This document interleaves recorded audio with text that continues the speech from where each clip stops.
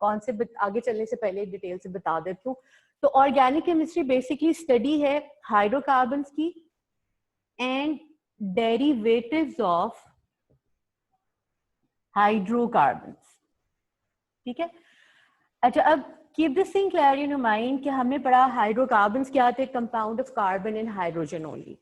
अब आप देखो लास्ट ईयर आप लोगों ने इस तरह के कंपाउंड्स पढ़े, फॉर एग्जांपल हमने देखा CH4, ठीक है, this is methane, CH4 is methane. Similarly आप लोगों ने गो थ्रू किया C2H4, C2H4 क्या था, इट इज इसको हमने कहा एथेनोइक एसिड, ठीक है। अब फर्स्ट ऑफ ऑल अगर आप फर्स्ट वाले कंपाउंड को देखो तो ये मीथेन बेसिकली किस सीरीज से बिलोंग करता था, इट बिलोंग्स टू एल्केन्स, ठीक है। इथीन, अभी देखो जो सफिक्स है ये इंडिकेट कर रहा है name of the series, clear. Methane belongs to n, it means it belongs to alkanes.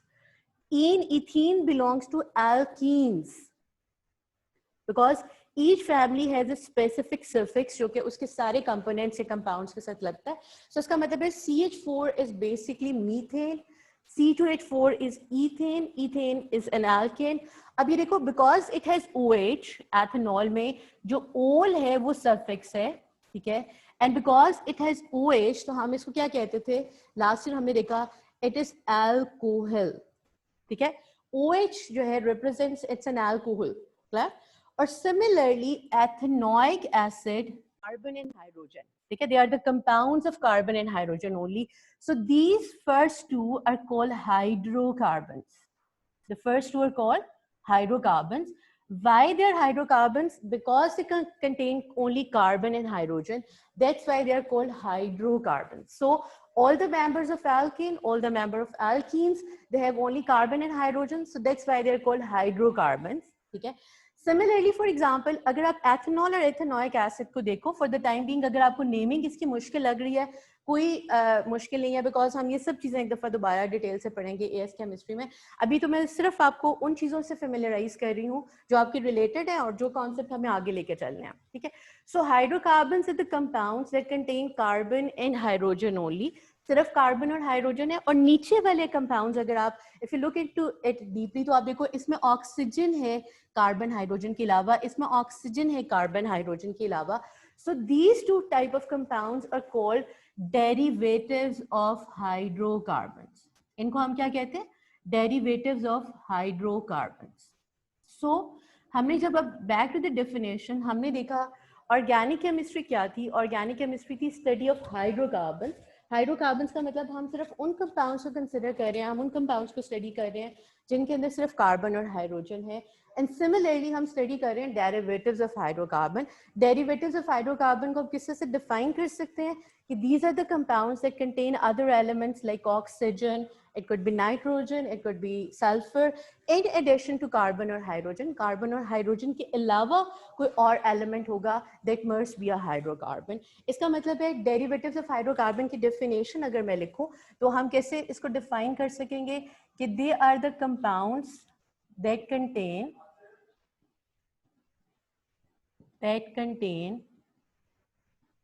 other elements like oxygen or it could be nitrogen in addition to carbon and hydrogen। अब आपको जब भी कोई compound नजर आएगा और इसमें सिर्फ कार्बन और हाइड्रोजन होगा तो आप कहोगे कि ये हाइड्रोकार्बन है। और अगर कोई कंपाउंड में कार्बन हाइड्रोजन के अलावा कोई और एलिमेंट नजर आएगा, मैं बार बार बता रही हूँ oxygen is not compulsory, it could be nitrogen, लेकिन हम लोग जो अभी तक पढ़े थे ओ लेवल्स में कंपाउंड्स उन सब में ऑक्सीजन था, लेकिन it can be oxygen, it can be nitrogen, it can be even sulphur, ठीक है, इन एडिशन टू कार्बन और हाइड्रोजन। आप उसको डेरिवेटिव्स ऑफ हाइड्रोकार्बन कहोगे। आई होप आपको डेफिनेशन की समझ आ गई होगी। एक दफा दोबारा से इसको मैं रैप अप कर देती हूँ। ऑर्गेनिक केमिस्ट्री बेसिकली हाइड्रोकार्बन्स और डेरिवेटिव्स ऑफ हाइड्रोकार्बन्स की स्टडी है। हाइड्रोकार्बन्स आर द कंपाउंड हर वो compound that contain only carbon and hydrogen हम उसको हाइड्रोकार्बन कहेंगे, और डेरिवेटिव्स ऑफ हाइड्रोकार्बन वो सब कंपाउंड्स होंगे जिनमें कार्बन और हाइड्रोजन के अलावा कोई और एलिमेंट होगा। मैं बार बार एम्फसाइज कर रही हूँ, कोई और एलिमेंट मीन कि it could be oxygen, it could be nitrogen, it could be even sulphur, लेकिन हम जो ज़्यादा बेसिकली डील कर रहे थे कंपाउंड्स वो ऑक्सीजन कंटेनिंग कंपाउंड्स थे, इसलिए आपको जो ज़्यादा नज़र आ रहा होगा वो सब ऑक्सीजन कंटेनिंग कंपाउंड्स थे। ठीक है, अच्छा अब थोड़ा सा दोबारा, बिकॉज अब ये जो सब डिस्कशन है मैंने आपको बिगिनिंग में बताया कि basically AS chemistry is extension of O levels chemistry. Basic सारे कॉन्सेप्ट जो फाउंडेशन कॉन्सेप्ट्स हैं वो वही हैं जो हमने ओ लेवल से पढ़े, लेकिन हम उनको फर्दर डिटेल से पढ़ेंगे, फर्दर एक्सटेंशन हम उसकी डिस्कस करेंगे, इसलिए ओ लेवल को भूलना नहीं है। ठीक है, अच्छा अब हमने डिस्कस किया अभी थोड़ी देर पहले हाइड्रोकार्बन और डेरिवेटिव्स ऑफ हाइड्रोकार्बन को। अब थोड़ा सा इसकी डिटेल पिछले वाली चीज़ों को रिवाइज कर लेते हैं ताकि आगे चलने में आपको मुश्किल नहीं हो। फर्स्ट ऑफ ऑल मैं एल्कीन्स को डिस्कस कर रही हूँ। ठीक है, अभी थोड़ी देर पहले हमने देखा कि एल्कीन्स जो हैं उनमें सिर्फ कार्बन और हाइड्रोजन होती है, तो हम कह सकते हैं फर्स्ट ऑफ ऑल मैं लिख सकती हूँ कि जो एल्कीन है they are hydrocarbons. Why they are hydrocarbons? Because they contain carbon and hydrogen only. Clear? अब सिमिलरली हमने एल्केन्स को लास्ट ईयर हम एल्केन के लिए एक वर्ड यूज करते थे, हम कहते थे कि alkanes are called saturated hydrocarbons. Alkane के लिए हम यूज करते थे वर्ड कि they are called saturated hydrocarbons. अब why they are called saturated hydrocarbon? हम इनको इसलिए सैचुरेटेड हाइड्रोकार्बन्स कहते थे students because they have carbon to carbon single bond, कि जो इनके अंदर कार्बन कार्बन बॉन्ड होता है वो सिंगल होता है। That's why they are called saturated hydrocarbons. Alkenes क्या है? Hydrocarbons. Why they are hydrocarbons? Because they contain only carbon and hydrogen. Why they are called saturated hydrocarbons? Because they have carbon to carbon single bond. Similarly every homologous series है वो general formula, और general formula होता है जो applicable होता है सब members के ऊपर। जो एल्केन्स हैं इनका जनरल फार्मूला जो है, ठीक है, if you look at the general formula of alkane, तो general formula for alkane is CnH2n+2। अब आप देखो, अगर आप इसको थोड़ा सा ज्यादा सिंप्लीफाई कर लो तो आप देखो कि जितने कार्बन है डबल से दो ज्यादा हाइड्रोजन है। CnH2n+2 का मतलब जितने कार्बन है उससे डबल हाइड्रोजन से दो ज्यादा कर लो। फॉर एग्जाम्पल अगर आप ये देखो कि कार्बन 1 है तो हाइड्रोजन मर्स भी कितने होने चाहिए? 2 + 2 4। इसका मतलब है अगर कार्बन 1 है तो हाइड्रोजन 4 होने चाहिए। अब 1 को हम मेंशन ही करते, इससे हम सिर्फ इस तरह से लिख देते हैं। ठीक है, अगर कार्बन 2 होंगे तो हाइड्रोजन कितने होंगे बच्चों? It must be 6 according to the formula. अगर C3 होगा तो हाइड्रोजन मस्ट बी 8, और अगर C4 होगा तो हाइड्रोजन मस्ट बी 10। क्लियर? ये सब हम लोगों ने ओ लेवल से पढ़ा, लेकिन मैं दोबारा से एक दफा रिवाइज कर रही हूँ। सो अगर इसी तरह से सोन, अगर C5 होगा तो 12 होगा, C6 होगा तो 14 होगा। हम उसकी डिटेल में फर्दर नहीं जा रहे, मैं आपको सिर्फ ये थोड़ा सा इसको रिवाइज करने के लिए बता रही हूँ। अब इसका मतलब है कि सब मेंबर जो हैं उनका general formula must be CnH2n+2।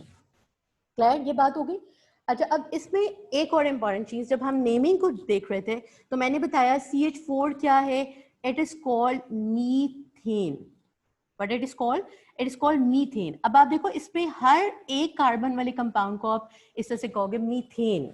Methane का मतलब, अब जो एन है it is a suffix which is specific to the alkane series। अब ये जो सफिक्स मैंने एन यूज किया, जिसको मैंने अंडरलाइन किया, ये किसके लिए स्पेसिफिक था? एल्केन्स के लिए। इसका मतलब है मीथेन में एन रिप्रेजेंट्स कि it must be an alkane series. ठीक है, अब अगर दो कार्बन होंगे, 2 कार्बन होंगे, the name of the compound is ethane. अब एन दोबारा आ गया।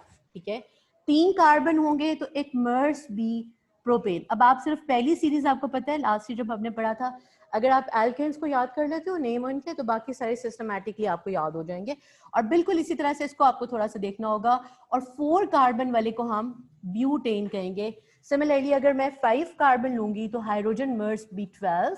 ठीक है, और इसका नाम क्या होगा? इसका नाम होगा पेंटेन। क्या नाम होगा? पेंटेन। और बिल्कुल इसी तरीके से एन जो है वो सफिक्स आ जाएगा यहाँ पे। क्लियर?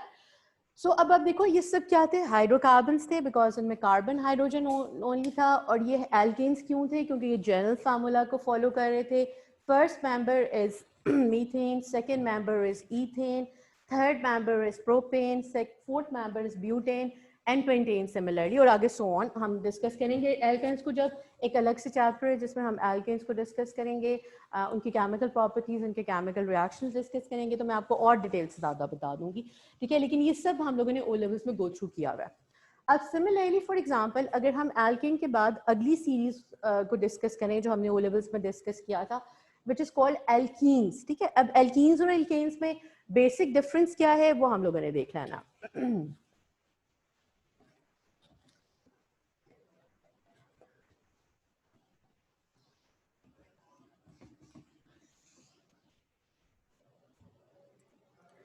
सिमिलरली नेक्स्ट जो हम डिस्कस कर रहे हैं इट इज एल्कीन्स, ठीक है। अब फर्स्ट ऑफ ऑल दोबारा again keep this thing clear in your mind कि alkene just like alkenes, just like alkanes, they are hydrocarbons. अब आप देखो इस सारे टॉपिक पे मैंने जो सबसे ज्यादा एम्फसाइज किया चीज वो हाइड्रोकार्बन्स और डेरिवेटिव्स हैं, because these are the key concept जिनको हमने लेके चलना है आगे, ठीक है। तो हाइड्रोकार्बन्स क्या थे? Compounds of carbon and hydrogen only, ठीक है। अब जिस तरह से हम एल्केन्स को कहते थे कि they are called saturated hydrocarbons, because क्यों कहते थे उनको saturated? Because they have carbon to carbon single bond. Alkenes are called unsaturated hydrocarbons. Alkenes को क्या कहते हैं? अनसैचुरेटेड हाइड्रोकार्बन्स, ठीक है। इनको हम अनसैचुरेटेड हाइड्रोकार्बन्स क्यों कहते थे बच्चों? Because they have carbon to carbon double bond. इनके अंदर हमेशा carbon to carbon double bond होगा, ठीक है। और अगर आप इनके जनरल फार्मूला को देखो, जनरल फार्मूला हर सीरीज का एक जनरल फार्मूला होता है। जो एल्केन सीरीज है, ठीक है, इसका जनरल फार्मूला क्या है? General formula is CnH2n। इसका मतलब है जितने कार्बन होंगे उससे डबल हाइड्रोजन होंगे, ठीक है। अब इसमें इंपॉर्टेंट थिंग टू रिमेंबर कि because double bond, carbon to carbon double bond is essential for alkenes, इसका मतलब है आपकी सीरीज अनलेस स्टार्ट नहीं होगी जब तक 2 कार्बन ही होंगे। अब इसमें एक कार्बन का कंपाउंड नहीं हो सकता because double bond is essential condition. इसका मतलब है कि हमारा जो फर्स्ट मेंबर है वो स्टार्ट ही C2 से होगा। अगर C2 होगा तो हाइड्रोजन कितने होने चाहिए? 4, ठीक है। अगर C3 होगा तो हाइड्रोजन कितने होंगे? 6। अगर C4 होगा तो हाइड्रोजन कितने होंगे? 8। और अगर C5 होगा तो हाइड्रोजन कितने होंगे? 10। Is that clear? इसका मतलब है फॉर एग्जाम्पल अगर आपको किसी चीज का नाम नहीं भी आता तो by just looking at the number of carbon and hydrogen या रेशियो ऑफ कार्बन और हाइड्रोजन डिपेक्ट कर देगा कि कौन सी होमोलोगस सीरीज है, वेदर इट्स एन एल्केन और एल्कीन। क्लियर? अब देखो अभी हमने थोड़ी देर पहले पढ़ा कि 2 कार्बन कंपाउंड को हम क्या कहते हैं? हम कहते हैं ईथेन। लेकिन बिकॉज ये 2 कार्बन है तो होगा ईथेन से, लेकिन एन जो है वो किस में चेंज हो जाएगा? ईन में। तो इट मस्ट बी ईथेन, ठीक है। अब क्यों मैंने इसको इथेन ही लिखा? बिकॉज इसका जो सफिक्स है इसके डबल बॉन्ड की वजह से है, बिकॉज ये एल्कीन है, that's why it must B ethane not ethane, ठीक है। सिमिलरली इसको क्या होना चाहिए? ये 3 कार्बन था तो प्रोपेन से प्रोपीन हो गया, क्लियर? एन की जगह पे ब्यूटेन से ब्यूटीन हो गया, ठीक है। सिमिलरली बिकॉज 5 कार्बन था और जो पेंटेन था, देखो जो बेसिक पेरेंट हाइड्रोकार्बन का नाम है वो वही रहा। जैसे इथेन था तो इथीन है, पेंटेन था तो पेंटीन है, ब्यूटेन है तो ब्यूटीन है, लेकिन जो सफिक्स है वो आपको चेंज करना है because suffix represents the name of the family कि किस फैमिली से, किस सीरीज से बिलोंग करता है, ठीक है। आई होप ये आप सब लोगों को क्लियर हो गया होगा कि हाइड्रोकार्बन इनको क्यों कहते हैं, इनको अनसैचुरेटेड क्यों कहते हैं, इनका जनरल फार्मूला हम अकॉर्डिंगली कैसे लेके चलते हैं, ठीक है। अच्छा अब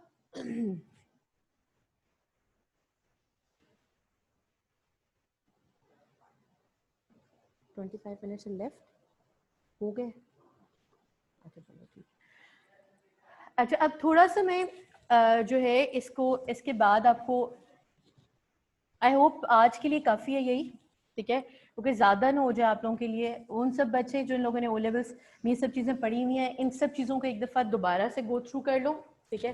फिर मैं आपको कल थोड़ा एल्केन्स और एल्कीन्स के structure, how to write a structure, this represents the formula for alkene और एल्कीन, और how to write a structure of alkane alkene हम ये कल डिस्कस कर लेंगे नेक्स्ट लेक्चर में, ताकि ये सब चीज़ें जो बिल्कुल हमारी फाउंडेशन है एएस केमिस्ट्री की वो सब आप लोगों को क्लियर हो, ठीक है।